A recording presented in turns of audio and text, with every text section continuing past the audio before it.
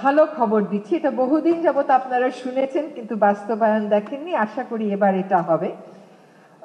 আমি ওই আলোচনায় যাওয়ার আগে একটা কথা বলি যে আমার মনে হয় না পরিবেশ অধিদপ্তরের ইতিহাসে এতগুলো অবৈধ ইটভাটা ভাঙা হয়েছে বলে, যেটা আমরা গত 4-5 মাসে ভাঙতে পেরেছি। কিন্তু সেখানে মুশকিল হলো, আগে চিমনি ভেঙে দিয়ে আসলে আর করতে পারতো না, এখন বিকল্প চিমনিও প্রস্তুত করে রাখে।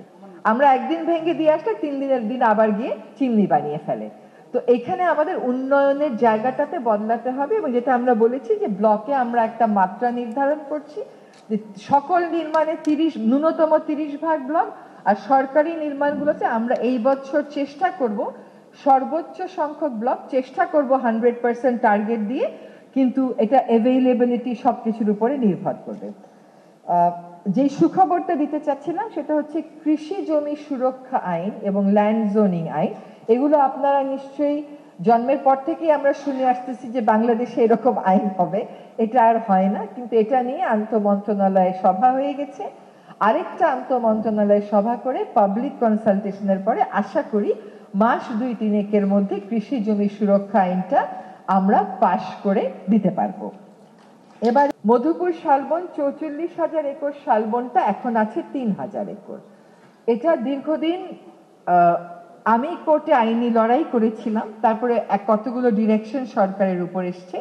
আপনারা জেনে খুশি হবেন, মে মাসের 22 তারিখে আমি মধুপুরে যাব, সেখানে ইউক্যালিপটাস গাছ 150 একর থেকে সরিয়ে 150 একরে শালবন লাগিয়ে দেওয়ার কাজটা শুরু করব। এবং মধুপুর শালবনের একটা ময়ূর ছিল, যেটা আগে প্রকৃতিতে ছিল, এখন ময়ূর খালি আপনারা জুতে আর সাফারি পার্কে দেখবেন।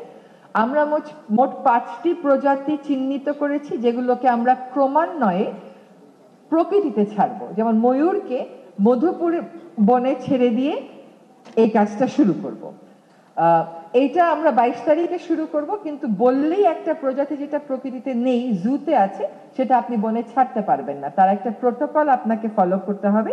আশা করি এই প্রোটোকল ফলো করে ডিসেম্বর মাসের মধ্যে আমরা বাংলাদেশের বন থেকে হারিয়ে গেছে কিন্তু জুতে আছে বা সাফারিতে আছে এমন 5টি প্রজাতি বনে আবার ফিরিয়ে দিতে সক্ষম হব।